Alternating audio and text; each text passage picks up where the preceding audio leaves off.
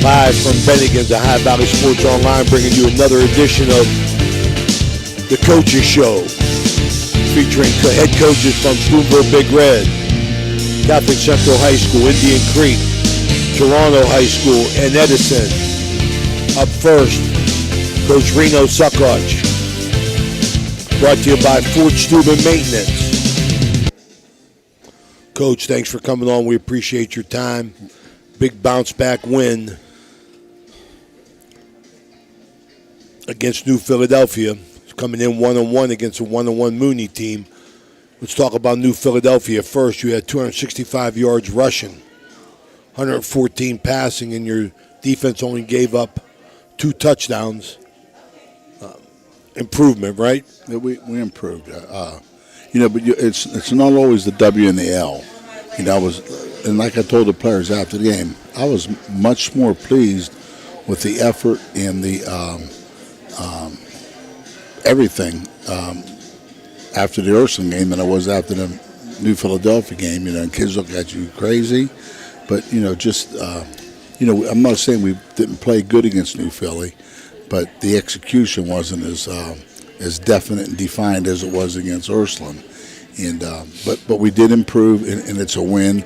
And we had a really, really great day today. Mets a day yesterday, but a great day today. Coach, one thing that stuck out to me, and I mentioned a few times on the air during the game while the game was going on. Again, you had a big night rushing out of Xavier and all of your backs, but on the defensive side, your corner on their tall receiver, I thought did an outstanding job all night of pressing him at the line and taking him out of the game. I think they targeted him maybe 6 or 7 times. Most of those were on just streaks or fades. He did try to run slant, which they called an interference, kind of got there at the same time with the ball, but just an outstanding job by your corner there. That's Xavier's brother, yes. Jameer, and yes. This is his first year really into it. He came out last year, but really was kind of shy about it. But he's really come on and really helped our defense. And we just have to get better and better and better every week. But like I said, we had a great day today, and I don't know when we've had a better day as a team than we had today. Coach, you had 265 yards on the ground. I know you like to run the football because of the physical and mental effect that it has on the defense. How effective has your offensive line been in the first 2 games? They've been challenged. Our offensive line, what I like best about them is the unity. There's 7 of them. There's 3 tackles, 3 guards, and 2 centers, and they're just the chemistry is there between them. And I had somebody ask me, how can you got to get your playmakers the ball. I thought we got our playmaker the ball. Our tailback's a playmaker too. And, teams have more than one playmaker.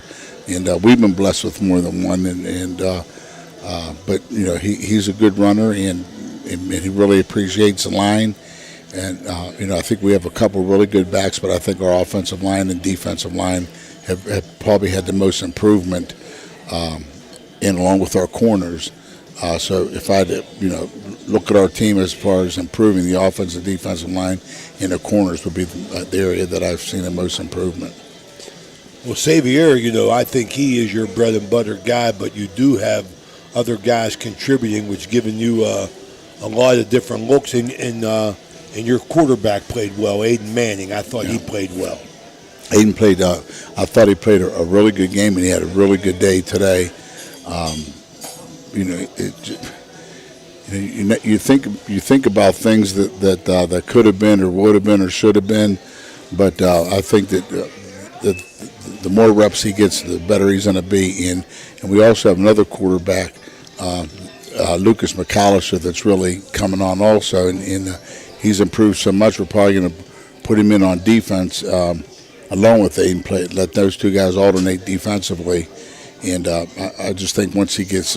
He just transferred here, and once he gets a little bit of playing time, and I think it'll help him on both sides of the ball. Yeah, that was the point I was going to bring up. Ray pointed it out. I thought Aiden had a real efficient game last week. Your run obviously set up your pass, your play action, your waggle out of that. He made the smart choices, high efficient throws. Looked a lot more comfortable. I think the better we get running the ball, the more they're going to have to bring safeties down. I'm not going to be able to double. I mean, they were doubling Isaac the whole game. But, the better we run the ball, the better the other receivers do, the more they're going to have to balance that secondary out.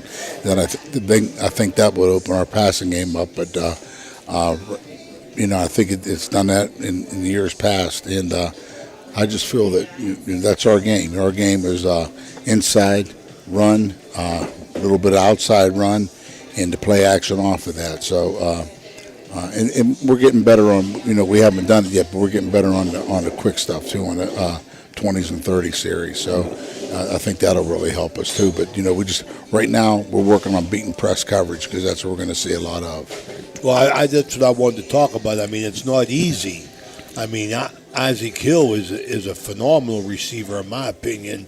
A playmaker, a game breaker, whatever you want to call him.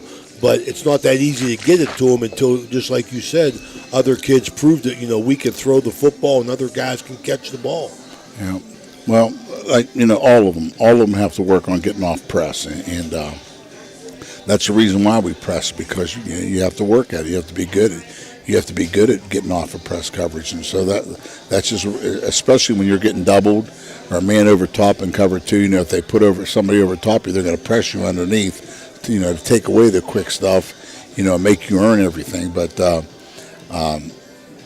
we have some stuff for that too. I mean, just like, somebody said, well, why'd you wait so long to throw against Ursuline? Well, we didn't have to throw against Ursuline. If it wasn't for turnovers, we had a great game plan against Ursuline. But when we had to throw it, we threw it, and I thought we did a pretty good job. We were 20 or 30 in that game.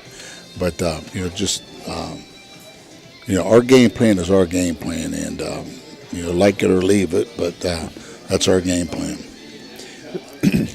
Well, again, Coach, I mean, looking from the coaching standpoint of things and what have you, being an effective running team and having some of the weapons that you do on the outside, that's a headache for a defense to defend. It really is, because you're darned if you do, you're darned if you don't. You're talking teams are going to start bringing safeties down in the box and what have you to stop the run. Well, that's going to open up things on the outside, and you're going to leave you're going to leave those guys singled up. We just got to keep improving at what we're doing. We do what we do. As long as we keep improving, the plays are going to be there. They might not be there this time, but they're going to be there next time. They might not be there in the first quarter, but they'll be there. We just got to keep doing what we do and react to how teams defend us. And that's been our game plan for 41 years, and this might be the last year of the game plan, but we're going to stick to it. One other thing too that really stood out to me, special teams wise, okay, your kicking game.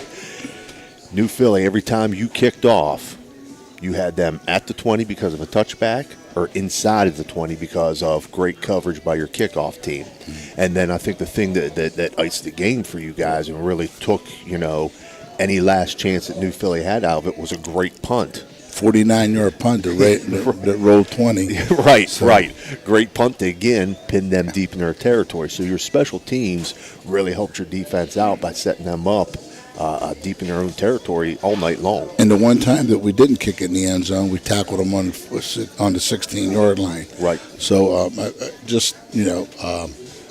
and they're both soccer guys. They like soccer first, and that's good. But they do a really good job for us, and just hope that we can stay consistent in that area. We haven't been consistent in that area up until this year. Last year we were a much improved team in that area. But this year, if we can just keep our consistency, and not that we want to use the punter that much, but when we do use him, I hope he's prepared and does exactly what he did. Mm-hmm. Well, offense, defense, and specialty teams, Coach, I think you have the attitude that you are getting better every week, and you've had two tough scrimmages and two good football games. And you got Mooney coming in this week. I mean, our kids have been tested, and I thought we did a really good job. I mean, we had a couple lapses last week, but we picked it up this week and against New Philly, and New Philly is a very good tackling team. If you notice that They were big too. They were big. They're big and they're strong and they tackle well. They play good football, and so we've been tested and we're going to get tested this week in many different ways this week. But Mooney's even bigger than New Philadelphia was. So their tackles are 6'10", 310, and 6'7", 295. So I mean, they're big players, but. Sometimes you can outquick that size. You talk about Mooney, they come in 1-1. They win their opener against Menor 29-26. They lose last week to St. Joe's 47-21. What kind of challenge would they present you? Physical. They're really physical, and they play a lot of kids up. They only have 2 kids to go both ways. Their quarterback and tailback are very, very good players, probably the best we've seen so far, the quarterback and tailback, and their offensive line is decent. They have three and a half kids back from last year. Defensively, they're sound in the secondary. Their secondary's back. They got 2 really good inside linebackers. Their defensive line, 1 kid's back of the 4. But we'll be dealing with size again this week. When you make up your schedule, Coach, and you get these teams on your schedule, have you been able to secure them for multi-years, or they've been one and done with you? It seems like you're building a little bit of relationship here consistently every year with. Well, we have Dover, and we have Mooney now. New Philly. Well, I think New Philly. Everybody's telling me next year is going to be the last year, but and then we have Park for a couple of years, hopefully, and Lindsley for a couple of years, hopefully. So, and we open up with, you remember the quarterback for Catholic Central when they won the state championship, Mike Orlando? Mm-hmm. Yeah. We open up with them next year. His son's their quarterback at, I forget the name Archbishop Mike Nicholas. Right. Mm-hmm. And so we open up with them next year.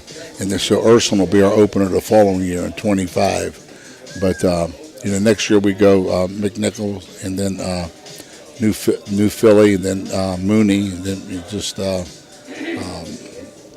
hopefully we can keep the same schedule. It's a really challenging schedule. It is. It really is. I mean, it's really, really stepped up and off-noted. I don't want to get ahead of ourselves, but if Mike Orlando's getting a game with you and his son's a quarterback, they got to be pretty good. Hopefully they're good. I think that. Mike was good when he played. I'm sure he has just as much intensity and fortitude as a coach that he had as a player. And plus, I wish his grandpa was able to see him play. Sorry that happened, but that would have been something for Jimmy to be able to see that game. Coach, breaking down Youngstown Mooney in their 2 previous games. I had read some things, on Mooney, what have you. It seemed that Lake Catholic did a nice job of throwing the ball against them, or had a decent night throwing the ball against them. And then on the flip side, in week 2, Villa Angela St. Joe's, who I know they have a couple big-time backs that are getting big looks from colleges, but they had a big night running the ball. So between the 2, did Mooney, give them some different looks defensively that they were able to capitalize one side or the other? Or when you watch the film, St. Joseph's had 3 big plays that really choked off the game, and I thought Mooney.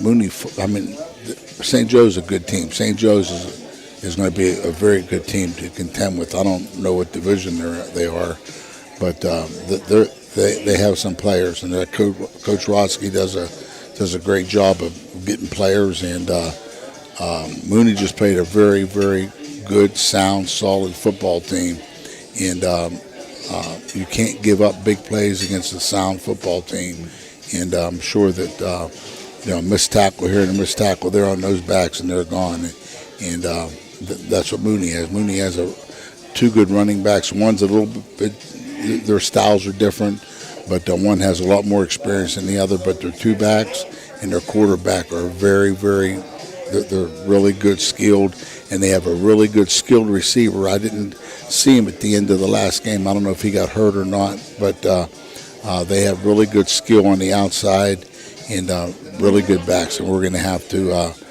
be solid defensively and maintain ball control offensively.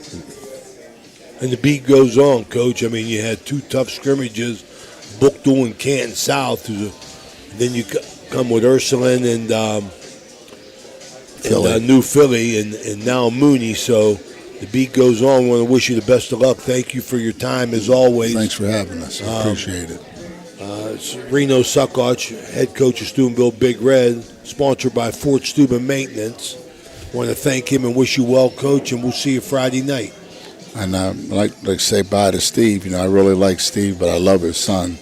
And I think that's the biggest miracle ever pulled off. Was one of the biggest. Seeing Mrs. Daly, who I really, really like. To see her the first time I saw her in red and black, I said, "What the hell happened here?" Well, you know, going back here, it was right here on the patio.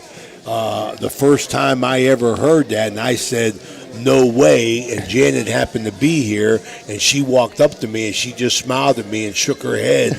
And then my thrill was, I said, "You'll never wear red and black," but I was walking to the game, and it was her and her sisters in the red and black, and everybody just busted out laughing. So it was a good laugh on everybody. But Cam's as good as anybody we had. I know that. And she said, "I don't care what my husband said. He's going to Big Red."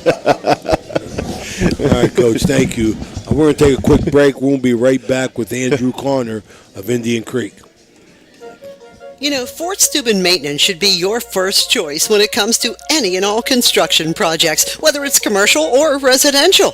Make Fort Steuben Maintenance your first call. You can rely on them to be the experts when it comes to roofing, concrete, plumbing, carpentry, just about any job that needs done. Fort Steuben Maintenance, they're fully licensed and bonded and will even give you a free estimate. Fort Steuben Maintenance. You want the number? 740-283-4890.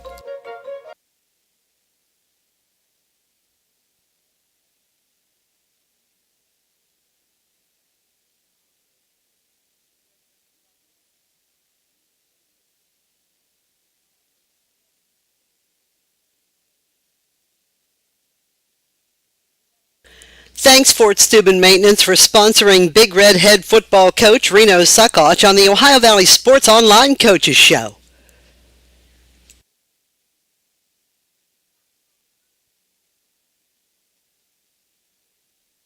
Everhart Bove Funeral Home, they believe you should take care of your loved ones while you still can. Pre-planning at Everhart Bove ensures that your family won't have to worry about the stress of final arrangements during this most difficult time. More importantly, they won't have to worry about how they'll pay for it. Visit Everhart Bove Funeral Home today and discover all the affordable options available. Everhart Bove Funeral Home, Wintersville, Richmond, and Burgolds. Okay, we're back here at Bennigan's, our second session with Coach Andrew Conner of Indian Creek, sponsored by Everhart Bove Funeral Home. Coach, thanks for coming. Thank you for having me. 1-1 after 2 weeks. That ain't bad, brother. No. You know, you win the opener, you lose the second one. What'd you see differently other than the score from week 1 to week 2? Consistency. I think, the one big overall picture for us was, we went in at halftime down 2 scores, and we told the kids, don't let this snowball and don't quit. Whatever happens after that, we'll see what happens. But the first thing was that, and I thought, we played really hard in the second half. We just couldn't get a break. Sometimes you got to create them. We couldn't create them. I thought our defense, did an outstanding job in the second half. Through special teams, some turnovers. Liverpool started. It seemed like every drive inside of our 30, and we did not give up another score till late in the game. I think our defense just ran out of gas, and that was the big overall thing that I got. I went in, I told the kids after the game, the main question we wanted to answer when this thing was over, after what we had done to dig ourselves in this hole that we dug ourselves into, do we have character? Are we not going to quit? And they answered that part of it. First half wise, we just gave up too many big plays, and we couldn't establish our running game like we did the week before against Cambridge, and we kind of shot ourselves in the foot a lot, and then, we dug ourselves in, and and it ended up being a well-coached Liverpool team. Coach Cusick's there now, and he took all that talent they had and he meshed it up with good coaching, and Liverpool's a good football team. And you can't turn the ball over. That's the key. I mean, it seems to be a killer no matter what kind of game you're playing, man. When you give it away and give away opportunities, it makes it tough to win. It does. I mean, like I said, the turnovers and then the fact that our struggles continue on special teams and unable to punt a football and gain ground on that has been something that's hurt us a lot, and that hurt us in the second half again with. It seemed like Liverpool played the entire third quarter from our 10 to our 30-yard line, and that's really tough. We couldn't flip the field on it. That's agony. It is. Man. Just one question. I didn't get an opportunity to see any of that. We did it the live stream of your game, but was there a particular play where you had an opportunity for like a scoop and score, like to kind of flip things in your advantage or what have you? At what point in the game did that happen? That happened in the third quarter. They threw a backward pass. Our kids alertly scooped it up. There was really no immediate, call by the guy on our side who should have made it. Our kids scooped up, started running with it. And then not only did they call it a forward pass, they called delay a game on us because we ran the ball. Because, that's what you teach your kids, scoop and score. That delay a game gave them a first and goal down inside our 5-yard line. Right. Yeah, I just wanted to bring that up, point out because I heard of it. Just a tough break, like you said. And your kids are in there scrapping, giving you everything they got, and then the opportunity presents themselves where they kind of climb back into it because you're only down 2 scores at that point. Hopefully, get the momentum shifted to you, but again, just a tough break for your kids to have that call back and even be penalized on it, which just sounds crazy to me, but. The attitude of the team, as you said, character and what have you. I know last year, going through a rough season or what have you. I remember you saying late in the year, though, this group of kids, you still enjoyed going to practice. They still showed up. How were their attitudes this week after having that little bit of a setback and after performing very, very well in week 1? I think the biggest thing for us, and I think this is part of, hopefully it's part of growth, is, we were humbled. And, sometimes you go one of two ways when you're humbled. At least Liverpool humbled us. I mean, they played well, and they shut our running game down. And, I think we were on a pretty good high after how well we had run the ball at Cambridge. And I think you learn one of two lessons there. You come back, and you got to get better. And you realize that maybe, the same attitude we had going into the Cambridge game, maybe it wasn't the same going to Liverpool. We'd beaten them last year, and that's part of the youth thing. You got to learn how to win, and sometimes even when you win a game, you got to make sure you don't want to go backwards. And I think our kids showed that. Monday we had a great practice. We were shells and we were hitting and we were going live, and our kids were hey, we're gonna turn this back. We let one get away, and I think we all acknowledged from me down that we let one get away from us. Right. We didn't do what we had done at Cambridge. And so I think the kids learned a lesson. And sometimes that's part of you turning the page. There's lessons that are going to be taught you, and I think that's one of them. I think this week now, much more focused, much better practices. The kids realize that Brooke is a rival. We're playing on Thursday. We're on TV. Only game in town. And I think the kids want to show how far we've come over the course of 365 days from last year. And I think that's been our driving force this week. Yeah, I wanted to touch on that as well because, going through the season that you had last year and then opening up the season with a win, your kids, they felt like, they did something, they verified all their hard work and everything, and then to get humbled, as you say, is definitely a learning experience. So your practices are going well now, right? They are. Like I said, I think we all, starting with me, I think, you get excited because, you work so hard and you're coming off a season where we were on a youth movement and we took a lot of lessons, a lot of life lessons last year. And then, you go out and you play your first game and then, you do so well and you think, hey, maybe we've turned, and sometimes you think you don't do all the little things, and I think we were still kind of in, thank God we got this win, and hey, we really played well, and both sides of the ball we played well, and I think all of a sudden you forget the other team that you're playing, they're going through the same things too, and they want to win, and I think our kids kind of caught that, caught and saw that, hey, you got to put in each day, to get better, and I think this week now we really did go out of our way to get better, and we're a little banged up, but getting back this week now, getting back Caleb Bodo back to play defensive end for us, and being a captain of ours, and and just having that extra juice, where he's out there doing his thing and getting the kids to get focused in. I think that's going to help us too. Yep. Go ahead, I'm sorry. Come back short week for you. Play on Thursday this week. So did you bring the kids back in on Saturday? Did you bring them in on Sunday? How did you adjust that this week? Basically for us, we meet on Sundays as a staff, so that didn't change. And for us on Monday and Tuesday, we just went longer. Mm-hmm. We felt like, it wasn't so much X's and O's. It was, for us, it was technique. We had done things that we didn't do in game one that we did in game two, so we focused more on that. So we didn't do a lot of stuff where you say we're going to change things, because I think the things we do we do well. I just think that we didn't implement the things we should have done, and it wasn't everything. Like I think we did a lot of good things in the Liverpool game. It's just that we weren't consistent, and I think what Ray had said earlier, the turnovers and then us not being able to flip the field were the two biggest things for us. If we could have just got one break. And if maybe it's the turnover there, Liverpool scored in their first series. They had converted 2 third downs, 2 fourth downs, and on the 1 4th down, we actually pin him in.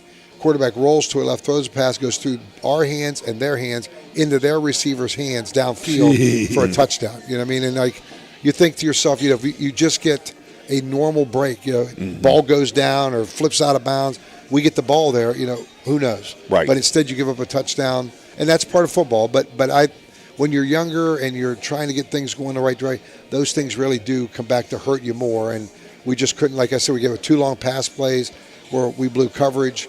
And other than that, I felt like our defense really did play well. And offensively, we moved the ball, but again, a turnover here, not finishing a drive here, that added up to where the score ended up being. Right. I think, Coach, like in what we're talking about here, a lot has to do with your coaching staff and you, because I know that these kids, are wondering what kind of football team they are now after last year, and now they're 1-1. So I know you're going to have to work extra hard to say, hey, we're not that football team anymore. We are a new football team, and to build that. And I think that your kids will buy into that. Do you see it that way? I do. The captains and me met on Monday, and the thing they said was, we don't want this to be a wrong direction for us, turn in the wrong direction. So, we practiced really hard on Monday and Tuesday, probably a lot harder than we would on a normal week. And, and the captains told me they felt like, that they felt that they knew directionally by the staff that we wanted to go. And then that showed them how important it was for them to go. And again, sometimes you take for granted, because you coach as long as, I've coached. Sometimes you just assume things. And I think one of the things you learn as you get older in coaching is you should assume nothing. Right. And I think that was one of the things we did this week was we talked to them more, tried to tell them the things they did. And like even for me, when we watched film Saturday, Saturday morning I told them it's not about screaming and hollering. It's about teaching, education, fundamentals. What did we do wrong? Ask questions so we can fix this part. Again, you got to scream at a team that isn't playing hard. You got to scream at a team or be tougher on a team if it looks like they don't care. Those things are covered. We care. We play hard. We just need to fix some of the things. And I think that's where we spent Monday, Tuesday, and even today. We went a little longer today than we would normally on kind of a walkthrough day just to make sure that the things that we weren't on the same page were on the same page going into the Brook game. Right. So Brook coming off of a huge win over Ripley in their opener. Like you said, it's a Thursday night game. TV9, game of the week. I'm trying to do my part to help you out and move the anatomy quiz from Friday to Thursday, so we get it all the way on Thursday. I told the kids, listen, I know it's a big night, Thursday night, home opener, so I'm not going to give you that quiz on Friday. We're going to have it Thursday morning, so now they get it done all the way Thursday morning. They can focus on the game, but What does Brook bring to the table? I know they return a lot of guys. They have a huge senior class. I think they have 20-some seniors this year, most of which are returning starters, I believe. Talk a little bit about Brook and what you see in them as a team. It starts with what I think is, somebody who is never given the credit he deserves. I think Coach Mack, Coach McLean does a great job, and he's one of the good guys. I mean, you get into coaching, and it's a fraternity, and he understands it, and he runs a solid, good program, and I know he cares about his kids, and he gets the best out of his kids, and so that's the first thing. The second thing is, you got a lot of seniors. They got 16 seniors that are playing a lot now, so experience is experience, and you really can't take away experience. It's hard to out-coach experience. Those kids are ready. This is their year. If they were thinking, when's our year coming? It's now. And the other thing that's great is, the Brook-Indian Creek rivalry kind of built itself off of the Wintersville-Brook rivalry, and so many people who will be at the game tomorrow night are going to remember, their moments in this game. So I think all that together, put it on TV, make it the only game. It's going to be a special moment for both teams. I think you're going to get the best of both teams. It's been a great rivalry since we picked it back up. And both teams, I think they see this as an opportunity to show their best, and I think that's what our kids want to do. And again, for us, ours is going to be take away the big play. I mean, that's what's been our Achilles heel for 2 years. And, last year was a great game between the two of us. It was late in the game, was 14-7. We gave up one late after that, but I think the rivalry is really good for each. I think both teams respect each other. Both coaching staffs, I know, respect each other, and I think that's what makes this a quality game. And I think that's why they showcased it on Thursday, because you got two teams that understand how to play hard, but do it the right way, and know they represent their schools, and not to do anything cheap or to bring the game down. I mean, respect the game, and I think both programs respect the game. Well, I love that. I got to agree with everything you just said, Coach. I believe that that's a game that has to be on the schedule. Indian Creek Brook. I mean, it's that rivalry, like you said, goes back to Wintersville and Brook, and it was a fierce rivalry. I know that well. But Brook, as you say, they have been playing for this year. They have been taking their lumps and playing all the young kids, and now they got the 16 seniors, which means a lot, in my opinion. It's going to be a tough game for you, I think. It is. I mean, that's one of those games where you don't have to play. And I told our kids, it's not like I want them to play at 160%. I just need them to play with the same passion they played with in the first two games, the same effort they played for in those first two games. But we need to get on the same page, and we got to have a good mental game. And that's what we've been stressing is, don't beat yourself. I still think that a lot of the things, if we could clean up some of the stuff we've done, and not beat ourselves, not put ourselves in bad spots, not hurt ourselves, not shoot ourselves in the foot. That's going to be the biggest part of this game for us. I think when it comes down to just playing football, I think my kids are going to play hard. I think my kids are going to understand what's at stake. It's early season, but man, this is a big game if you're thinking about down the road. And I know teams don't want to think down the road, but hey, every game that you play sometimes is important, and this one is. It's a rivalry game, home opener for us. This is the kind of game, man, for us to kind of turn the page. This is the kind of game that would go a long way for us if we would play and give our best shot at these guys. I really think this would go a long way for us and help us in our season this year. Absolutely. Yeah, I think your kids are right in tune with that, because they know all those things. They know it's a Thursday night game. They know that Brook is looking to have a good year, but then they have their own confidence in it. And so much, the mental aspect, coaches have to address the mental aspects of their athletes, and they're 15, 16, 17, and 18 years old, and it's not an easy job, Andrew. It's not. I mean, I tell my kids all the time, at practice a lot, that's why coaches take blood pressure medicine. That's why coaches have gray hairs. I mean, but that's why you do it. I mean, that's the reason why coaches continue to do it. It's to be a part of that and to see your kids succeed. And it's great when you see your kids now. We've gone through the early stages last year of just getting guys on field and trying to get that out of their system, just getting used to playing at that speed. Now they want to know why. They want to understand the game more. And I think that's the process. Yeah, I think we're at that process stage now where our kids are trying to say, hey, when we make a mistake, we want to know not only we were wrong, And not only because you're telling us to do this, we want to know why we're doing this. You know, they're trying to learn the game, and I think that makes you a better football team. You know, when you can understand why you're doing something, and you can understand, and then you want to do it because you see there's a reason for why you're doing it. That's what we're trying to get to now. We're trying to get to the mental part of the football game, understand what we're trying to do, understand circumstance, and don't put yourself in a bad spot. You know that on 3rd and 19, no sense of walking up there if you're a DB. They got to get 19 yards. You know, if they catch one in front of you, you tackle them, they punt. You know, and that's kind of the stuff we're trying to get, you know, our kids to get through. Game now. awareness. Don't hurt yourself. You know, it's bad enough everybody else wants you to fail. Don't you start wanting yourself to fail. Yeah, I mean, that's the biggest part. You know, and I think our kids are doing that. And the few seniors we do have this year, you know, I think they want to see us and they want to be a part of the turnaround. They want to say when they left, you know, things were really headed in the right direction. And I think our juniors and sophomores that last year were sophomores and freshmen, they want to take that next step too. So, yeah, I'm excited. I think we had a good week, and I'm really, you know, like I told them, I'm glad we're on a short week because, you know, when you have a bad taste in your mouth like we do from up at East Liverpool, there's nothing greater getting back on the field, putting the ball down, and, you know, let's play some football. I think that's where the kids are. You know, let's play. Yep. What do you think the biggest threat that Brook brings to Indian Creek this week?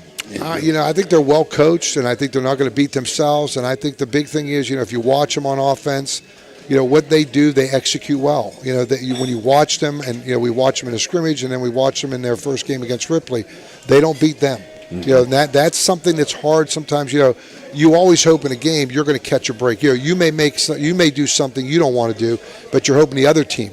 I'm afraid that Brook isn't that other team. They don't do the things that help you out. So we're going to have to go out and we're going to have to make our own breaks. I don't think they're going to be the team that's going to gift wrap a fumble or gift wrap an offsides or gift wrap not being in the right place. You know, sometimes you play a game hoping the other team's going to give you 1, 2, 3 breaks and then you got to jump on it. I don't know if Brook does that. I think Brook is so well coached and they're, you know, so experienced that, you know, we're going to have to go out and make our own breaks. And I think the kids understand that. We've told them that. And I think, you know, that's why we can't wait to get on the field tomorrow and play the football game. Yeah, I was going to ask you if you had the opportunity to see their scrimmage as well, because that's tough. You know, that being their opener last week, and it was such a lopsided win. You know, you watch that on film, and it's like, well, they can do whatever they want to do. You know, against a team, you know, that they totally, you know, dominated. But you did get an opportunity to see their scrimmages, and so obviously see a little bit of what they feel is their bread and butter and their go-to. And the other thing is, too, you know, the great thing about when you play teams over and over and over again, you kind of get a feel for who they are. You know, I'm sure Coach Mack knows who I am, just like I know who Coach Mack is. And if you feel like your program is where it's supposed to be, you don't do the grab bag thing where you switch things every year and you're 1 year you're in this and 1 year, you know, they know what they do and they try to do it well. He knows what we're going to try to do. We try to do it well. I think that also adds to a football game when both sides are pretty familiar with each other. They understand what's going on in the game. They know you're going to get a big crowd. And I think that kind of builds up too. I think it's going to be one of those things as you go through the school day tomorrow, you're going to feel that. You know, you're going to feel that buzz at both schools. And I think, you know, that's going to be a great Thursday night. It's supposed to be great weather. You know, the kids are excited. I think that's what high school football is about. Absolutely. All right, you heard it here. We appreciate you, Steve, moving that anatomy test. Quiz, you know, just a quiz, right? Quiz. Just a quiz. But it'd be even better if you moved it to Tuesday. Yeah. You know, I mean, give us some extra time to study. We want to come back from a 3-day weekend and have that. You know what I mean? That would be ideal. You know, I like that idea. I do too. Walk in tomorrow morning and say, "Hey, listen, we should be focused in on this game." That's right, man. Hey, how about you guys just sit in here and let's talk about the tradition and rivalry of this thing, and we'll move this thing to a Tuesday. Why bother with that? Why cram up the day? Yeah, why worry about that? It's a football day tomorrow, right? It's a football Friday. We just moved it up a day. I mean, that would get the kids ready to go. So I'll put you on the spot on that. Pressure's on, man. That's what you want to be doing. Push that quiz back, there, man. All right, that's Andrew Creek. And Andrew Connor, the 1-1 Indian Creek Redskins, going to face the 1-0 Brook Bruins tomorrow night in the home opener. This segment's been sponsored by Everhard Bove. Andrew, best of luck as always, buddy. Thank you. Hang tough. Steve. Thank you very much. All right. We're going to take a quick break. We're going to be back with Josh Frankie from Toronto.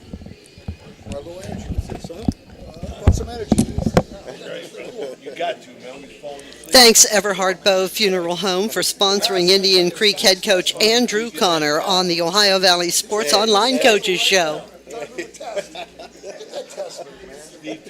Everhart Bow Funeral Home, they believe you should take care of your loved ones while you still can. Pre-planning at Everhart Bow ensures that your family won't have to worry about the stress of final arrangements during this most difficult time. More importantly, they won't have to worry about how they'll pay for it. Visit Everhart Bow Funeral Home today and discover all the affordable options available. Everhart Bow Funeral Home, Wintersville, Richmond, and Burgolds.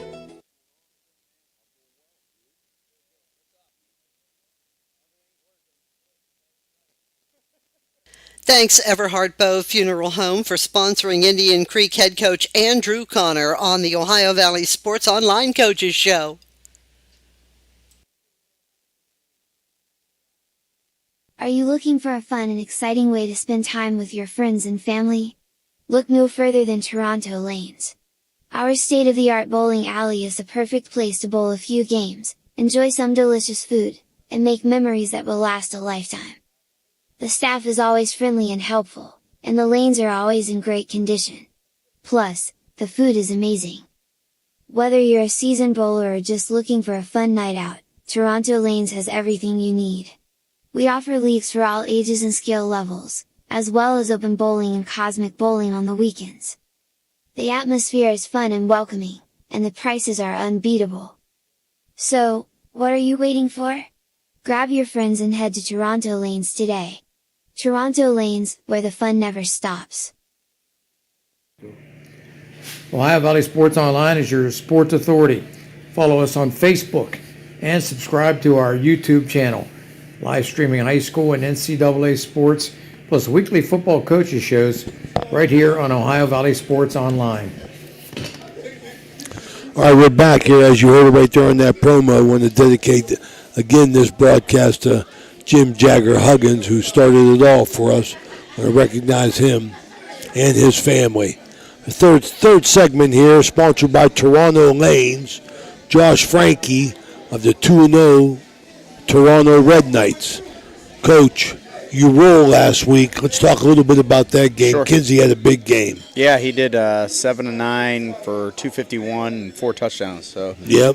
Didn't have to run the ball at all with him, so that's nice. We had to keep him protected and no unnecessary hits. But he aired the ball out a little bit and threw it around. So it was a good game. Good game for him through the air. Yeah, you guys racked up a lot of yardage, like you said, on a small number of completions.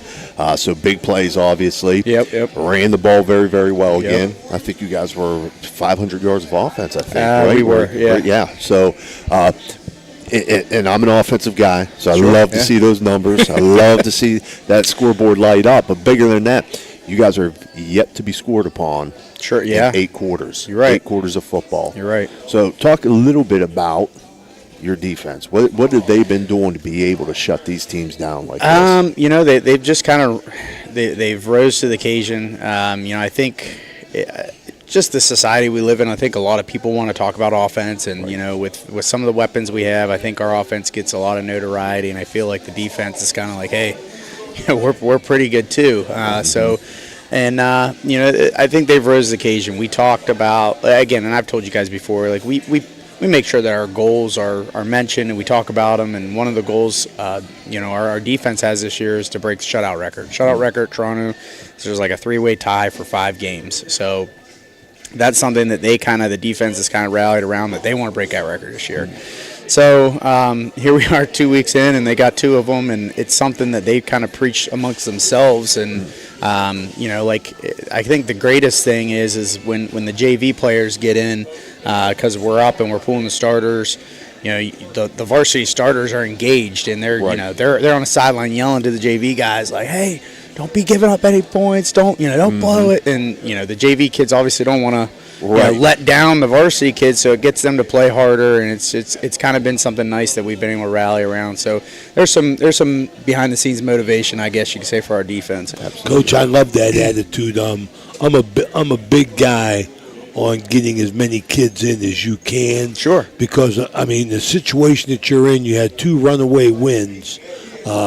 But like you say, your JVs that are coming in, they're playing hard, and that's going to make them practice harder Absolutely. too, which is going to make your varsity better. That's what I love about playing a lot of kids. Yeah, and listen, and that's those kids are playing against obviously our varsity Monday through Wednesday at full go contact, and our varsity teams, I feel like they're pretty good team. So a lot of times they're getting beat up on, and they need reward as well. They need to be able to get under those lights, and a lot of the kids that we have playing varsity right now were one day in their position too, where we were getting them in early and young guys and getting them under those Friday night lights, and if you can kind of get them acclimated to being out there early in their career when it's finally their time, that's one less obstacle or hurdle you have to overcome, that those kids are, like, hey, this is normal. This is what you do on a Friday night, and they've been there before. And, that's a luxury I think that we had, this past 2 weeks of getting those guys out there, getting them acclimated, getting their feet wet a little bit. Absolutely. Coach, how you dealing with the fact of we've been talking to each coach tonight, Coach Suckoch and Coach Connor, about the mental aspect of it, where now you are in, after 2 weeks, you're in a whole different situation because you beat your first two opponents' brains in. So how are you handling that? I mean, mentally, just not to get too high. I think the message after each of those games were, it was basically, hey guys, great win, enjoy it. But at the same time, let's really put into perspective the quality opponent we were facing. Like you guys are a really good Division 7 team, and you beat two Division 6 teams that probably aren't the best Division 6 teams. We don't shy away from that. Like those, the quality opponents week 1 and 2 weren't as high as maybe what you anticipate, but they were still games to get us going and get our feet wet a little bit. Now comes your test, and it's as soon as we entered in that locker room against after the game of East Palestine, it was, hey, great win, but that's over. And now tomorrow it's full go on Weirton. Like everything's got to be focused, and Weirton has got to be your best week of practice. This has to be the most focused you are. This has to be the time where you're putting the most time in on huddle. You're watching the most film. You're in the game plan. Like we really need mentally, physically, all hands on deck and preparing. And that's, I think, when you have the goals that our team has, everyone says, "Oh, it's 1 week at a time, 1 week at a time." Is it though? Is it really? I mean, when you have the goal of trying to do what our team wants to do, you're constantly kind of looking and saying, "All right, well, how's everybody else doing? What's other teams looking like? What do we got coming down the road?" And as a coaching staff, that helps us strategize a little bit. We had a player or two that were banged up going into last week's game, and it was like, all right, I think we can get by East Palestine without this kid or without that kid. Let's hold him, and so he's fresh against Weird. You know what I mean? Right, and I just think that's the smart thing to do, is to kind of play the long game. It's not. I get the whole week by week and don't overlook anything, and we try our best to do that too. But just trying to strategize long term where we need to be, and the playoff points obviously play into the picture, and you're trying to figure out points and what you need and who you need it from. So we focus on the week at hand, but we also, we're kind of looking out the corner of our eye. Well, I think you can't help that in today's world, Coach. I mean, I agree with you with the fact that you got weekly goals, but you set these year-long goals, these team goals that you're shooting for. Right. You make your kids aware of that. They're aware. They've bought in. But then you got the whole social media aspect where they're going to make you focus on who's in your region and who's in your division and how teams are anyway, because there's so much information anymore. Yeah. I mean, listen, I think just like every team or every coaching staff even, you sit down and you kind of look at your schedule, and you have a couple games that you circle, and you're like, all right, these are the big ones. These are the ones that they're going to be a tough game. If we win this, we're going to be pretty good. And for us, the first one of those circled games is Weird. That's the first one. So, and I think we've talked about that with our kids through the summers. Like, hey, we got to get ready for Weird. Weird's going to be a tough game. This is going to be your first test. So this has been a long time coming. Our kids have known that there was a strong potential that we would be in this position going into week 3, and here we are. Right. Well, you want to talk a little bit about Weirton, Coach? Sure. What's Weirton bring to the table? A lot. Obviously, they're a much bigger school than us. I think the Ohio Standards are Division 4 school. Weirton has a very proud tradition, obviously. Up front. 100 years. This is their 100th year of you're right. football. They're big up front. They're big up front. But we're big too. But this is one of those things where it's like, all right, big on big. Let's find out. Something's got to break, and we're gonna figure out who. They have athletes. We have athletes. Our quarterback's pretty good. Their quarterback's pretty good. He can throw the ball. I think he does a good job anticipating his throws downfield. And listen, he can hurt you with his legs too. So they have athletes on the outside. Defensively, big D line up front. Two pretty good linebackers, and they have some athletes that can play coverage. So in all facets of the game, they match up well with us, and it's going to be a challenge. It's going to be a test.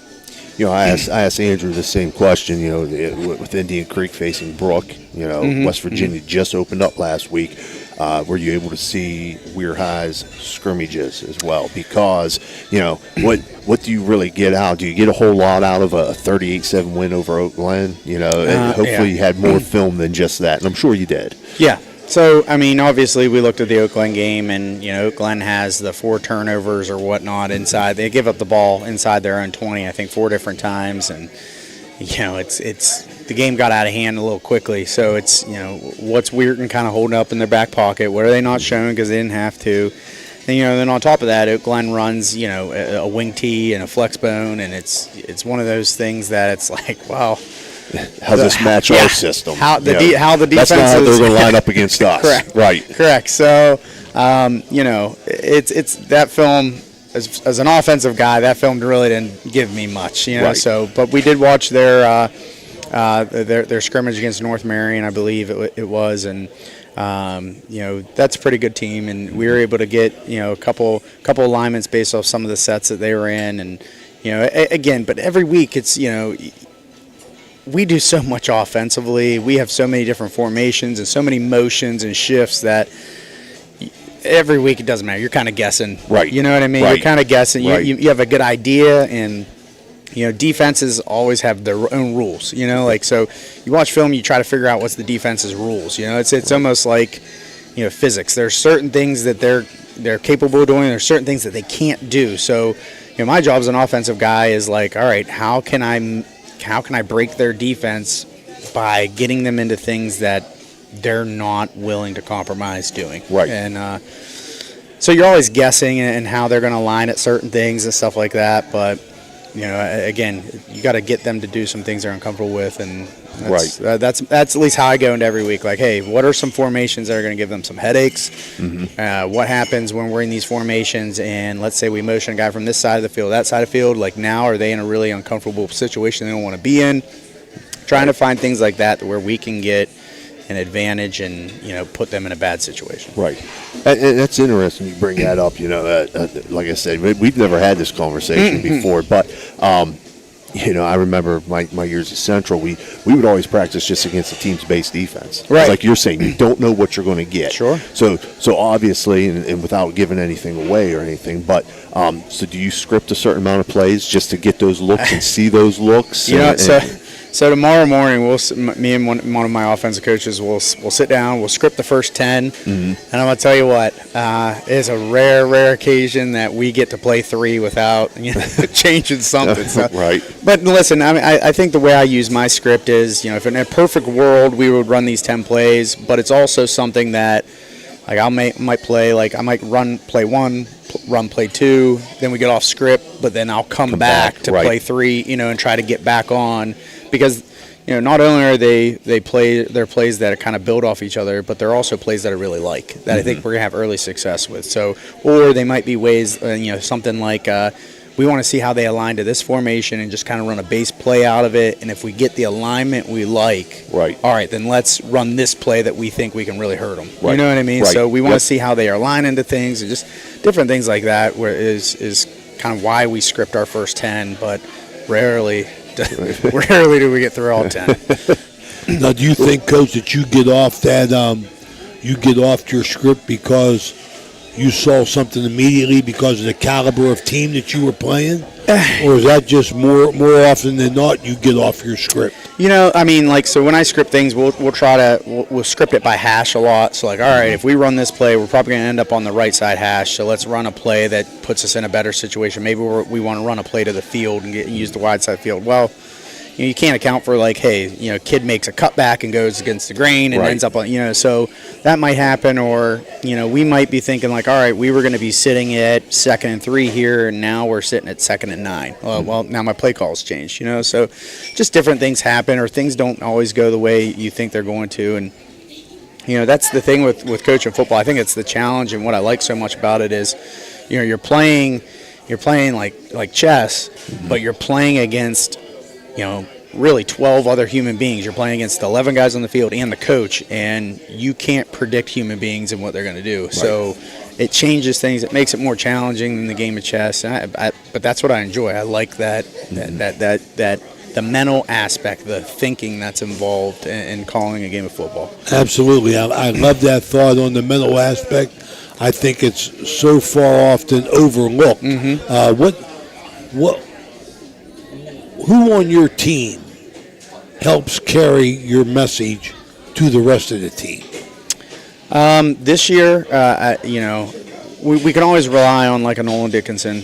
He's always been a guy that's kind of been real involved in making sure kids are lined up and doing the proper things. But as far as making sure kids are emotionally in check, obviously you have Zeb. A lot of kids want to listen to Zeb now, and I think that carries weight. Number one with him being the quarterback, but also I think Zeb's realized, like, hey, here I am, I'm this Division I prospect. Like, I need to have leadership skills, and I think a lot of the kids look up to him because of the caliber of play that he has. Yep. But then you have other kids, like we have great guys on our line. Caden Benton, Seth Thomas. They kind of, they keep each other in check. Like, they both kind of are short fuse guys, and when one's fuse goes off, the other one's always there to kind of bring them back and bring other people back into play as well. And it's really just kind of like a team effort more than anything. I think it's and that's how a team should work. You get one kid that kind of maybe strays from the pack or starts to break away from what the expectations are that we have of our kids. And it's the other 10 guys that are like, hey, no. Like, hey, this is not what we do. And they bring them back in. And so it's for me to really point out just one kid. I don't know if there's necessarily a kid that can do that. It's kind of like a team, right? Like cohesiveness. Like, hey, you're breaking away from what we do. Come on back. Come bring it back. And that's really a special thing to have too. You hear so many successful coaches and that have had a good thing going away. They talk so much about being team led. Oh, absolutely. Team centered and team led. That the coaches kind of you give up leadership almost to them. And sure. It becomes ingrained in them, and it means more to them. So from the sounds of it, that's what you have right now, and the way you've started the season and so on and so forth, you can see that has a lot to do with the success you're having. Well, and I think it's that Dabo Sweeney quote, bad teams no one leads, good teams coaches lead, and great teams players lead. And I think, it's rare that you get a team where the players are the ones in charge and leading the team. And I think we're on the verge of really seeing that happen. I think if we haven't already, we're in the process of the coaches passing the baton to the kids, and the kids are kind of just taking control of things. We had a little bit of a down practice yesterday. It was hot, and we're in our second week of school, full week of school now. The kids are kind of dragging a little bit. It's Tuesday, and you start to see the players realize and recognize that the tempo's not where it needs to be, the energy's not where it needs to be, and you start to see the players start to call out and change that energy, without being or having a coach say anything, and that's a big thing. That's big. Yep. Well, Coach, you're going against Weir High. We got to cover the game that you played. East Canton. We got to see that, and the atmosphere in the stadium was outstanding, and it's going to be amped up even more, this week with the game on TV and two good teams playing. Want to wish you the best of luck. Thank you. coming in 2-0, going to face a 1-0 Weir High team on Friday night.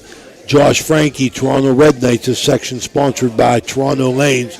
Wish you the best of luck, Coach. Thanks, see you next Wednesday. Thanks, Good Coach. luck to you. Thanks. See you. Okay, we'll take a few breaks. We'll be right back with Coach Meek at Catholic Central. This broadcast is brought to you by Ohio Valley Sports Online, your sports authority. Subscribe to our YouTube channel and get instantly notified when we go live on our next broadcast, only on Ohio Valley Sports Online.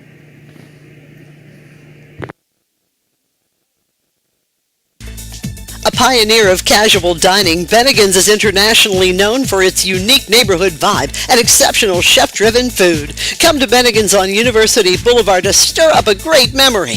Come for happy hour Monday through Friday from 3 to 6 p.m. and get $1 off draft and bottled beer and $1 off signature cocktails. Grab some bar bites too, only $5 from 9 p.m. to close. Hey, are you a soccer fan? Check out the schedule of English Premier League soccer games. Bennigan's even has delivery service, and the number to call, 740-792-8080. You got a friend at Bennigan's. Ohio Valley Sports Online is your sports authority. Follow us on Facebook and subscribe to our YouTube channel. Live streaming high school and NCAA sports, plus weekly football coaches shows right here on Ohio Valley Sports Online. We're back here at Bennigan's, and Bennigan sponsors this segment. Coach Eric Meek of the undefeated Crusaders, 2-0. That's music to my ears. Coach, got to see your game. Ailentai, right? Is that how you say his name? Ailentai. Ailentai. You know, I thought my stats were wrong. I had him 8 for 8. I said he couldn't have been 8 for 8. He was. Counted for 154 yards by himself.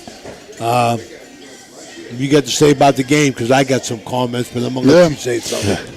Well, let me say, last week we said the negative was the fumbles, and we cleaned that up. Right. The negative this week, let me start with the negative, then we'll get the negatives out of the way, was our run blocking at time was not what I wanted it to be. Our double teams, we worked hard on that today in practice. We average, I think, 3.45 yards a carry, and that's not satisfactory to me. We got to be 4 yards. And really, that was the negative this week. The positives were, first off, the shutout. The special teams was dominant. We didn't have any turnovers. We have not thrown a pick yet this year. Our defense got 4 turnovers, all interceptions. The JVs preserved the shutout against their varsity at the end. And, our passing game was perfect, 8 for 8. And when we always say, I say it every week, we tell our quarterbacks, I've always said this everywhere I've been, 60%, no interceptions, great decisions. And I joked with Tyler today, I said, if you can read my mind, then you're doing what I want you to do. And he's understanding the offense being new, and it's working. And when you don't turn the ball over, and you play great defense and special teams, and you complete 60% of your passes, and you're able to run the ball, you got a pretty good chance of winning on Friday or Saturday night. Right. Yeah, one thing you said to me and Steve up in the box, we were talking about, I wasn't really impressed with the team that you played, but I'll tell you, I was impressed with their line. Yeah, their line was big, and they were a good defensive front, you guys didn't do too bad. I mean, that was the best part of their team, was their defensive and offensive line. I agree 100%. And I think you guys, held your own on that. And not to take anything away from our defense was physical, and they played fantastic, the secondary, everybody. But we agree. We saw them in person against Bridgeport, scrimmage, week 1 of the scrimmage summer. And we thought that their strength, we thought they tackled well, which they did. They did tackle well. And we thought that they were big up front. And they split our double teams. And what we found out is when you double team, as you guys know, and you're up to the second level, you can't just hit and then leave. You need to get get movement, and then at the last second, your guy has to come off, whichever one's coming off on the linebacker. And in looking at the film, we didn't do that, and we did not get good blocks compared to Wellsville week 1 with our running backs. And we address that too. All of our criticism is constructive. The kids know that now. I think a year ago there might have been a little bit of feelings hurt in film session. The kids know now. They understand that when we criticize, it's to make them better and us better as a team. Right. So you point out, the double teams was the negative this week. Okay. Not just the double teams, but the blocking, the kickouts. Okay. But I will, and I don't mean to interrupt you. No. Hold your thought. But I will say this on a good note. As I showed them the film Monday, it's like they were ready for me, because before they'd say, Coach, and our film sessions aren't like an open session. It's if you have a question, you have a question, and it's not like we're watching the Steelers on Sunday. But they would say to me, Coach, my head was on the wrong side. And I would say, great. I even reiterated that to them the next day, because if they can tell me what they did wrong before I say it, and then they just go correct it, we'll be better. And that's important. Right. Go ahead. Right. No, that was just my point. You're pointing out that was a negative. Okay, that was a negative area of last week's good win, but you found that negative there. But it's fixable. It's something that's fixable, and it's not like a situation. The kids are playing hard. They're giving you a great effort. They're playing physical, what have you. Those little technique things, okay, getting hip to hip or whatever. I won't say on air what I call it with my line, but those are all fixable things, and that's a good place to be. And as you said, the kids identifying that really puts you in a good place as a team too, because they're understanding the concepts, they're understanding the techniques that you expect. And I'm going to find out a little bit more tomorrow at practice, because how we do this has all been new to me, a learning curve, all these Saturday games you're used to. Right. So many Saturday games. So what we try to do is Monday, of course, we had a JV game, and the kids played really hard. We only dressed 12 kids. They fought right to the end. We lost to Lisbon 22-16. But the varsity, we get a hard lift in on Mondays.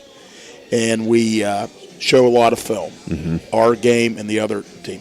Then when we have a Saturday game, Tuesday, we get another hard lift. We do scouting report, and we go out, and we go about an hour, but it's pretty high intense. It's special teams, tackling circuit, sled, and conditioning. And then today was, a 2-hour and 20-minute practice, special teams, offensive and defensive individual group.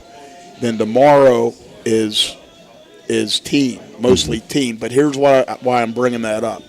So I wasn't with the line today. Coach Brown and Coach Kostecki and Coach Serafini, who do a wonderful job, was down there with them guys. And so the thing about it is, I was with the skill kids, and we did work on the kick-out block. So tomorrow I'm going to see.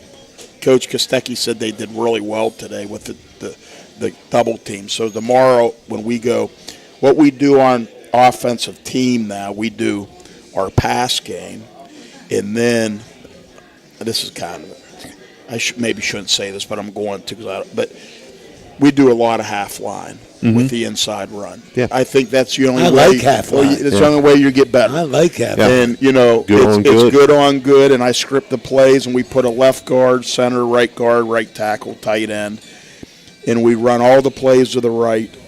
And if we need a backside tackle for the counter, we put them in, and then we flip it. And it's good on good. We just don't tackle everything.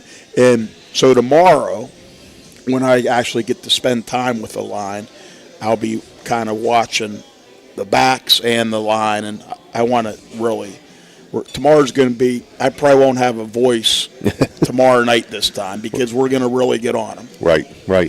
Coach, we've been talking about the line, and your line is a very experienced line. Yes. They've been playing since they were freshmen, and I've noticed them that with their maturity, they have gotten a lot more aggressive. Very aggressive, yes. And I really, really like it. I mean, your numbers aren't there, as far as I'm concerned, but the kids that you got playing are playing hard, and you're starting to develop a nice mix.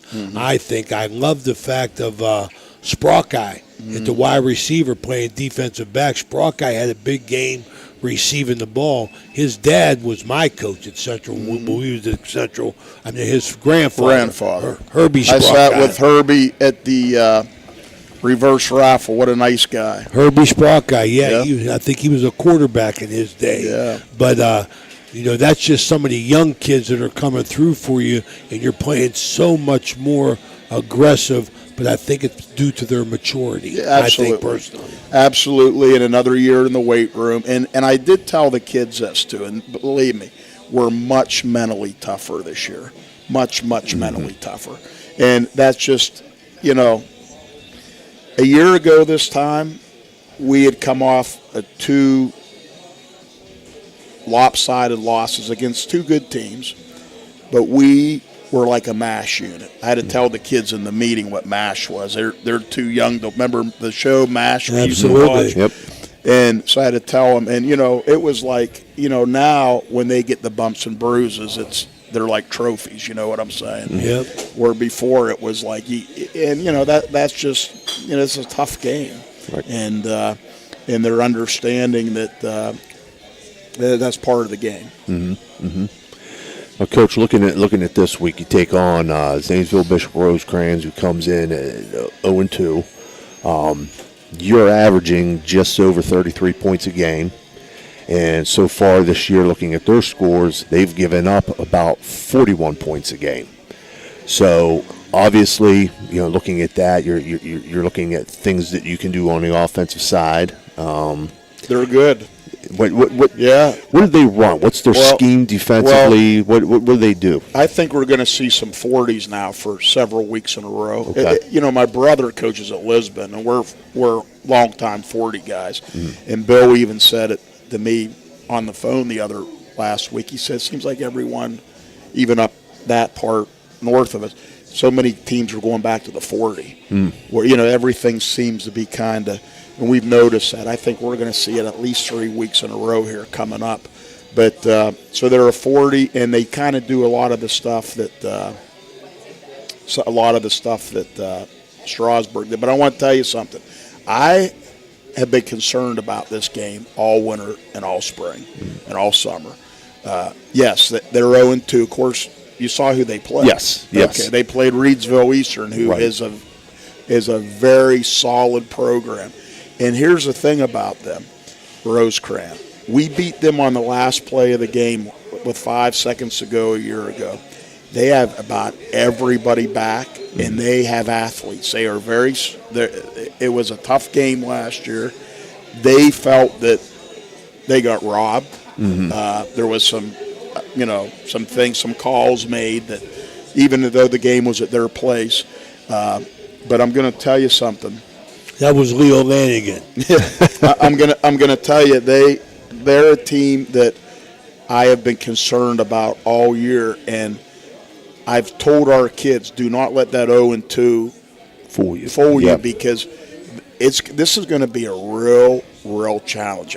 If we can win this game by a point, I'm going to be ecstatic after the game because, my expectations are to win the game, but if we don't get better, we won't win the game because they're a very deceiving 0-2 team. Okay. Well, Coach, you talk about offense and you talk about defense, and I think you're vastly improved in those areas, and you're developing a few weapons offensively. One of those weapons, I think, had 4 carries for 0 yards, but on specialty teams, he had about 150 yards in return in Tommy Purgie. I mean, Tommy Purgie, I believe, before the season's out, and I hope it's sooner rather than later, I think he's going to be a factor in the specialty teams because he got the potential to take it to distance. Sure he does. And, Tommy is a very, very, very good safety on defense. Yes, he is. And what we're trying to do, Coach White and myself, is we believe that he has the potential to be that good on offense as well. And it's just going to take that one big game. But, the thing is, you had mentioned about Matthew Sprockeye, the sophomore, and B.J. Fallon, of course. B.J. Fallon. So we do have a few little things in the back of our mind to maybe spread the wealth a little bit, because Matthew was out all last year. He missed the whole season. He was on the team. Know that. Yeah, he had an injury, a freak injury in July. Actually, I get the call when I was on my cruise the summer before, and I was like, oh no. But he was only a freshman. So he was a boy that I knew he was the fastest kid on the team, but I never got to see him play. Mm-hmm. And I just, from guys like Ted Kostecki would tell me, and boy, has he turned into a ball player. The thing about Matthew is he's just a real quiet kid. He don't say much, and he just, he's always listening, trying to learn. And so, you got BJ, you got Tommy, you got Matthew at the receivers. You got Zach Bryan, who's only a sophomore. And then our fullbacks right now are Timmy Mahalio and Jimmy Hernan. They kind of roll. And then you got Toby Ruciano as well that has a shot to get. You got the tight end too. What's his name? Huff? We got two tight ends. We got Huff Noah Huff and Camden Bradley. Right now. And Noah, I think, had 3 touchdowns in 2 games. I mean, Alenti, did a nice job of moving in the pocket, and giving his receivers time to get open, and he was very, very accurate on the money, but the receivers had the yards after catch, which is so important. Yes, yeah, and then, that defensive front and our linebackers, Braden Rauch and Tyler Alenti at linebacker, and you got Peyton Rauch at defensive tackle. Right. He's real, and then we got a couple guys, the young freshman Johnny Kostecki. Yeah, he played nose guard. I see he did a nice job. Johnny maxed 315 pounds on the bench as an 8th grader back in May, and we're lifting hard. Right. We're lifting. Coach Brown and those guys got them guys lifting all hard in the season, and then you got Tino Kropka, and then it ends. You got Noah Huff, who's playing really well. And you got Brendan Grimm, who Brendan plays so hard. Mm-hmm. And you got Cam Bradley rolling in there. And then at outside, you got B.J. Fallon and Timmy Mahalio. Mm-hmm. Well, Coach, you're 2-0. Man, people ask me, I had no answer. When was the last time Central was 2-0, Steve? You were the coach. Yeah. I'd have to think what year it would be. I think 3-0 was 13. Okay. I looked on that website. Okay. But we may have started out 18-2-0, but it was 5 years ago. Yeah. So and the only reason I'm looking, we're not 3-0 yet. It's going to be a real challenge, but it's something we motivated the kids. If we can get this win, in 2013, I think you guys started off what? You scored a ton of points. Yeah. You scored 42 on me that year. I remember that. Well, we had a really talented team. Yeah, that was our thing. He was looking to score 82 if he could. No. That was a good group, though. 13. Yeah, definitely started out 3-0. I'm trying to think. I think you might have won 4 or 5 to start. We may have. Because we only had, I think, 2 losses overall that season, I'm pretty sure. Yeah. In the regular season. Right. Yeah. And it was late. Yeah. Because Madonna was one. And yes. Yeah, that was late. We were undefeated going into Madonna, as a matter of fact. So that was late. Yeah. We lost to them in Magnolia. Yep. Yeah. Well, Coach, in the words of Bill Belichick, you are what your record says you are. So you're 2-0, brother. Well, thank you. Zanesville Rose Cans coming into Harding Stadium this week. This Saturday. We'll be there. Coach Eric Meek here. His segment sponsored by Bennigan's. And we'll be right back with Mike Colopy from Edison.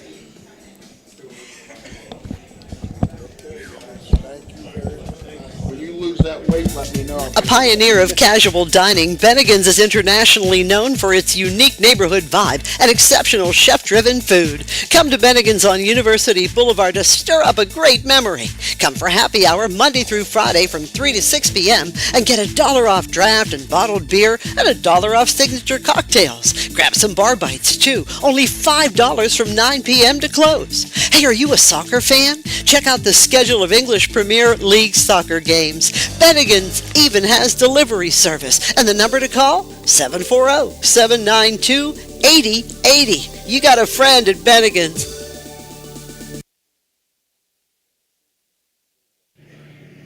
This broadcast is brought to you by Ohio Valley Sports Online, your sports authority. Subscribe to our YouTube channel and get instantly notified when we go live on our next broadcast, only on Ohio Valley Sports Online. Come and visit the Friendly Tavern on 213. Our little neighborhood bar is the perfect place to unwind and have a good time with friends and family. Here are some reasons why you should drop by. Fun and friendly staff. Our staff is always ready to welcome you with a smile and make sure you have a great time. Reasonable prices. We offer great food and drinks at prices that won't break the bank. Great food. Our commitment to using only fresh and high-quality ingredients means that every dish we serve is delicious and satisfying. Community feel. The Friendly Tavern is a place where everyone knows everyone. Come and be a part of our friendly community. Highly recommended by our customers, the Friendly Tavern is the perfect spot for a night out or a quick drink after work. Don't miss out on the fun. Drop by today.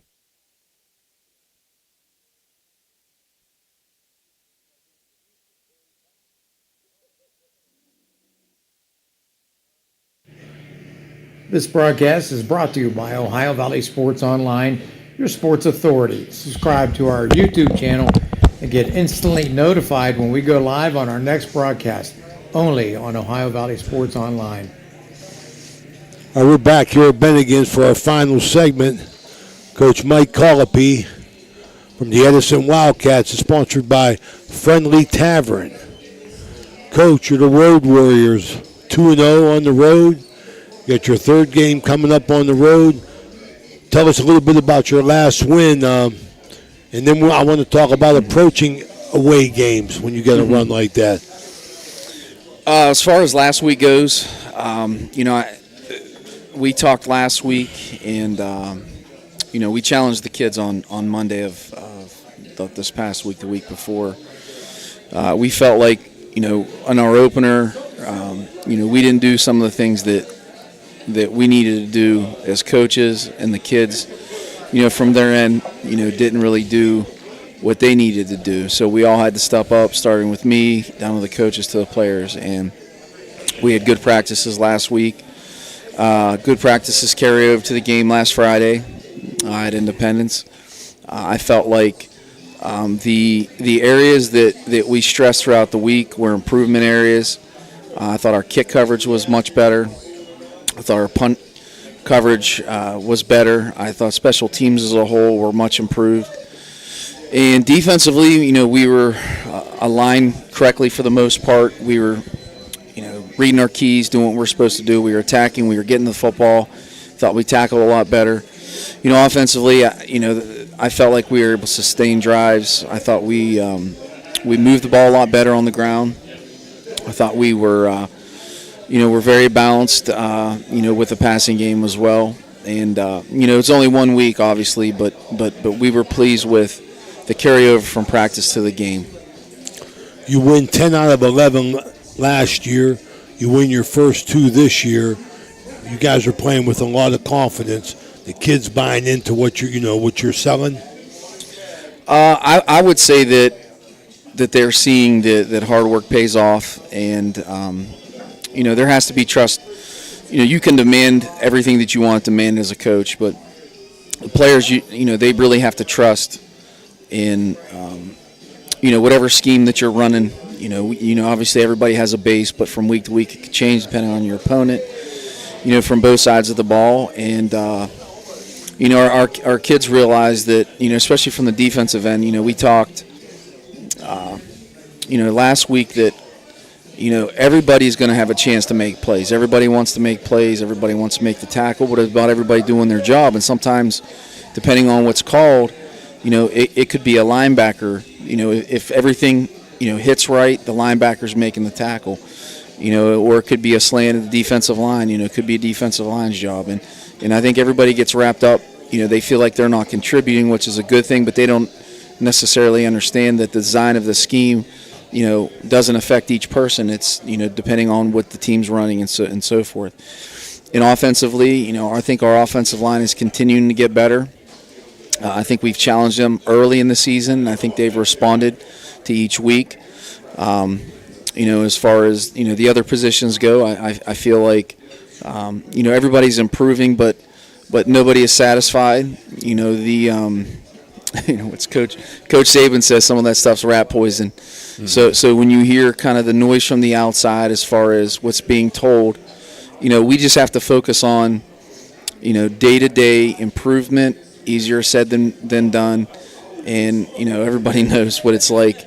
When you start, it's funny. You finish doubles and everybody's excited because it's game week, and then you get through the first game, and then the reality of you got to start climbing the hill on Monday again, and that's not always easy. And I thought this week our focus has been good.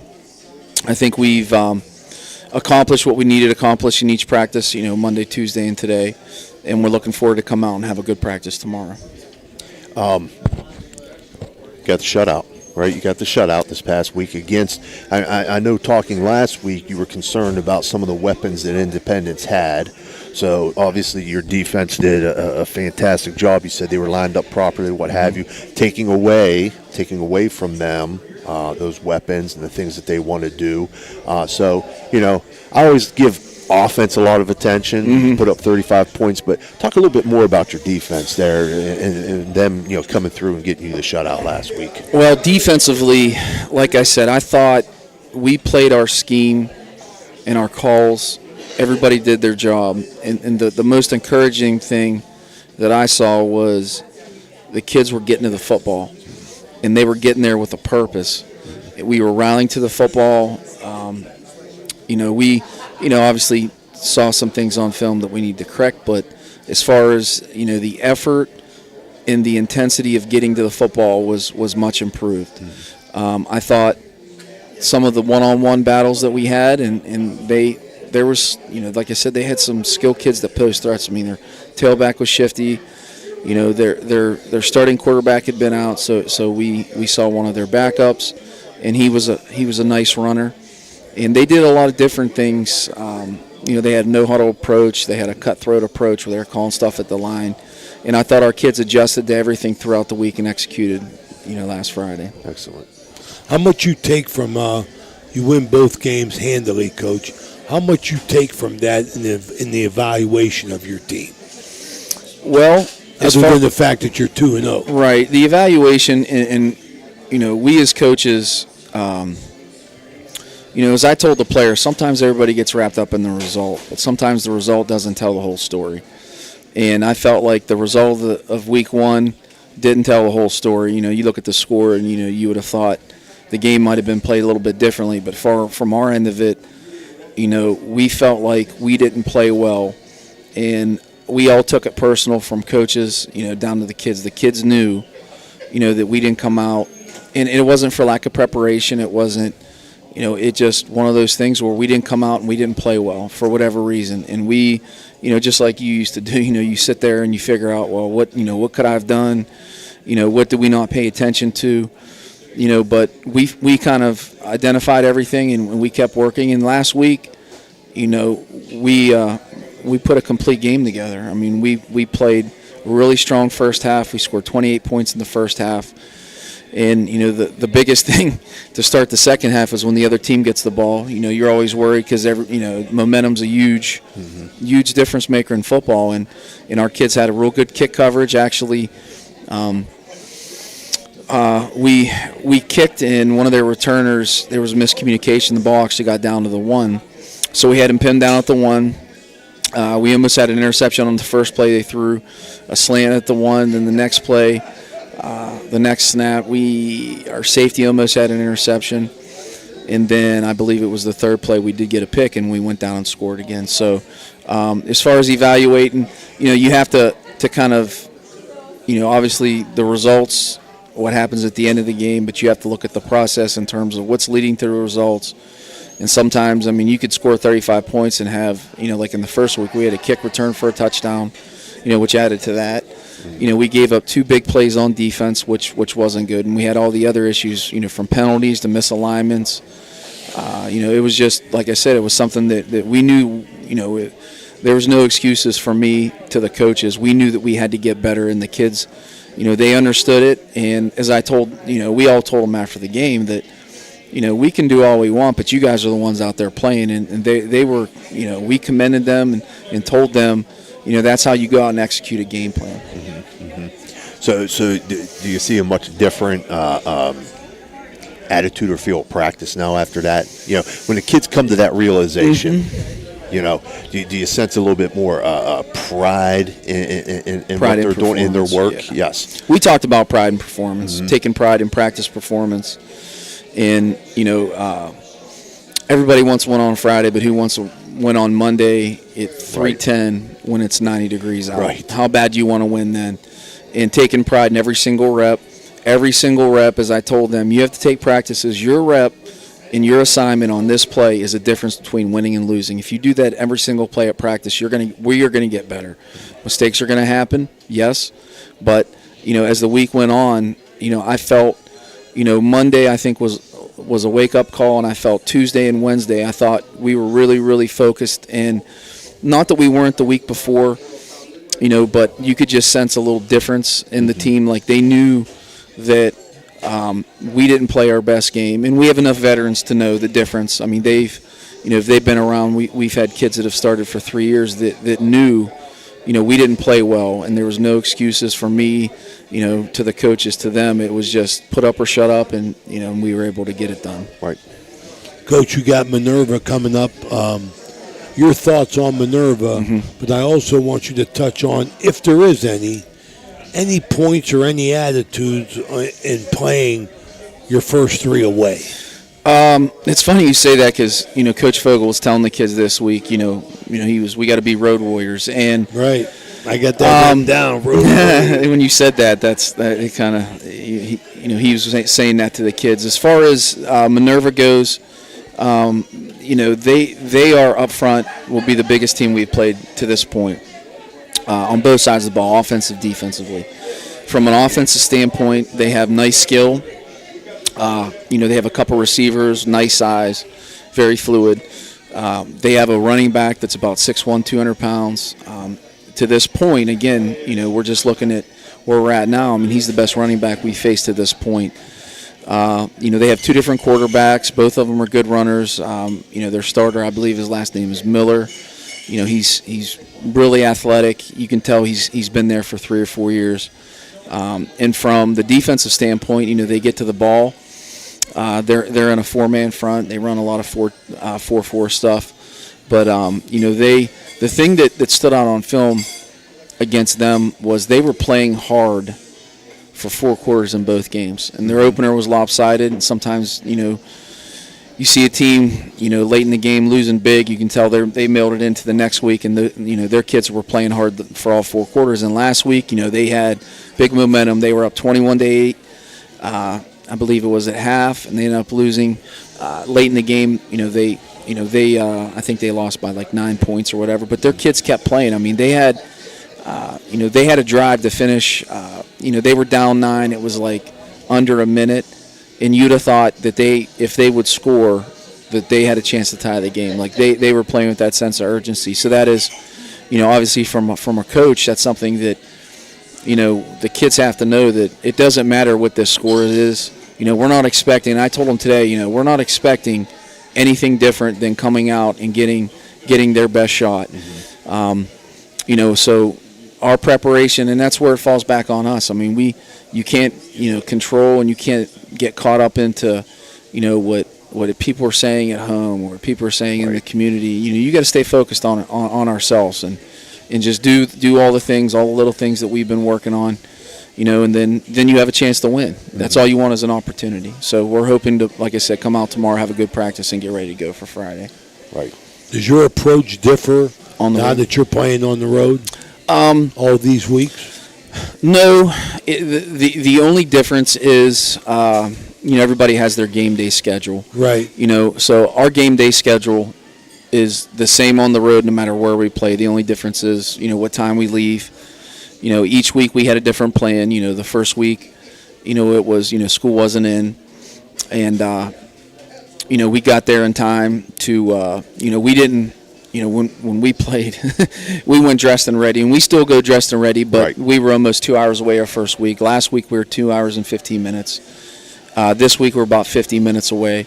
So you just, obviously, our approach is, I'm very regimented and very routine oriented. So, whatever it is, our departure time and arrival time is going to reflect when we get there, taping, meetings, and then go right into, individual specialties and routes on air and all that type of stuff. So it's just, you just have to know the distance of the drive and make sure you can do the math and make sure everything works out when you get there. Right. Playing for that road trip out, right? I mean, you're a lot of two-lane headed out that way. We'll go out 43. Yeah, 43. Yeah, playing that in for getting caught behind a coal truck or something. But that's the one thing. To be honest with you, the thing that I have a phobia of being late, so I'm compulsively early everywhere. I don't know where it came from. I'm sure part of it was how I was raised or things like that. But I get antsy until we get there. Right. Like when there was a time when we scrimmaged Canfield in baseball one year, and Coach Joe Summerall Slugs was our assistant, and we got there before they got to the scrimmage, and their coach said something to Slugs like, "Jesus, I thought you guys had a scrimmage before our scrimmage," but I'm like, I'd rather be early than late. Right. And we've all been there where it's like, especially if if you want to keep everything on time, I get extremely anxious. So that would be the only difference, just kind of mapping out the distance and making sure that everything falls in lines with your pregame schedule. I've been asking the coaches, each coach tonight, their message to their team each and every week. What players, can you name any of your players, or do you want to name any of your players that help you carry your message to the team? Well, I think we have a good group of leadership from our everybody talks about seniors, and yes, we have. I believe we have good senior leaders. We have some juniors that have played. In terms of the message, the message this week is, we haven't done anything yet. Each week is a one-game season. We'll look back. The whole football season is a book, and we're on chapter 3. Right. So you can't look back at chapter 2. You can't look forward to the next chapter. It's 1 week at a time. You're trying to win that week. Don't be satisfied. There's no room for complacency. Complacency is the enemy of great. And I like these sayings you come with. Well, I'm sure I stole them somewhere. Yeah, I'm not smart enough to come up with any of this on my own. I just don't know. Once again, it comes back to the intelligence part. I don't know where I got it from, but that's just something that we've been preaching to the kids, and from stretching to going into the individual periods. I feel like there's a purpose to what we're doing. They know that whatever we do in group is going to be, or individual is going to be carried over in a group, going to be carried over a team. What we're running in practice is what we're going to be running in a game. And, when you do that, the kids know, like, okay, listen, we're not practicing all this stuff just to waste time. Like, this is stuff that we're going to run. And I think it helps, like I said, having guys that have been there and played. You don't get any, credit for wins or losses from previous years, but you do have experience. And the experience of the kids that are playing, that helps the message get delivered to the team, like, hey, at this point, we haven't done anything. Like our mission is still the same. Our goal is to be a championship team. We don't talk about what championships we want to win, but to be a championship team, you have to be consistent. Consistency starts in practice. And like I said, when there's no lights on, there's no people cheering, when it's just you, on the turf at 90 degrees, and you got to get it done today. Mm-hmm. So, like I said, I've been pleased, but like I said, you can never ever be satisfied. And, like I think I said last week or the week before, as a coach, how it is. I'm sure you know how it is, Coach. Like, no matter how prepared you are, you're always thinking of, like, okay, what if this happens? We didn't cover this. Like, are you prepared? Are you prepared enough? Right. And you never know until the game starts, and then I think that's that was part of my question, and what I was leading you to was the fact that I think when your kids buy in to what you're trying to bring to them, and they carry it to the rest of the team, you have kids that do that. I think that gets everybody on the same page, and that's what you're striving for, because being out of step cost you games. Absolutely. And as you said, the message of hard work, and we're going to work hard. There's no mistake to that. I mean, there's nothing in life comes easy. Most things in life are earned through hard work, and we have kids that they've seen it. And they've seen it. It's easier. It's so much easier when what you're preaching, you're getting the end results. When you're preaching, practicing hard, doing what you're supposed to do, lining up correctly, and then you're seeing the results, that's when the trust is built.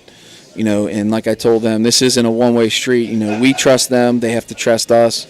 They're not, obviously, kids nowadays are a lot different. It was a lot militant when we played. It was just like, I remember coaches telling you to do something and there was no questions asked. You just did what they said. Well, we're at the information age. We don't get kids questioning anything, but in reality, that if they're smart enough, they can go Google something and figure out whether you're selling them freaking a bag of garbage or toys. So. Right. We spoke about that earlier with some other coaches about, the information age that we live in, trying to keep your kids focused and not reading, their headlines as far as all this multimedia stuff that's going on out there, and keeping your team moving forward. Yeah. Not only that, but the kids, like you said, they want to know why for everything. They do.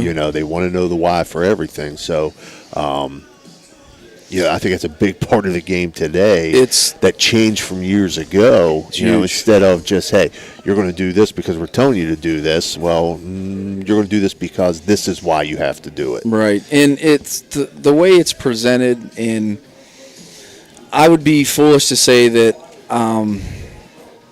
I wouldn't say the teams that we have been a part of, we've changed in terms of our message delivery, but we've never changed what our structure of the program has been, whether it was baseball, football, the work that we're making them do. But, obviously when you say something, okay, this is what they're going to do, and this is our counter to that. If we do this right, this is what's going to happen. And then when they see it on film, they can see, okay, this is the play they're running, this is the stunt that we're using, and then it executes in a game, then that's where trust built. But there's, you don't say, hey, you guys need to know, how it is, Coach, and I'm sure you do as well. It's like, okay, here, this is why, why do we make you guys lift until you throw up? Not because we're trying to torture you, but the mind controls the body, and if you can get through something this difficult, that's going to build your confidence. That it doesn't matter the situation in the game. You're going to be able to get through it because you got through something harder than a game. Yes. Yep. And things of that nature. So, absolutely. Okay, I want to thank you, Coach, for stopping by. I wish you the best of luck this week. 2-0 Edison going against 1-1 Minerva. 0-2. 0-2 Minerva. On the road again, Coach. We'll see you next Wednesday. Wish you the best of luck. Sounds good. Absolutely. Thanks, Coach. I appreciate it. Brought to you by Friendly right. Tavern this section. It's been a High Valley Sports Online bringing you the Coaches Show live here from Bennigan's.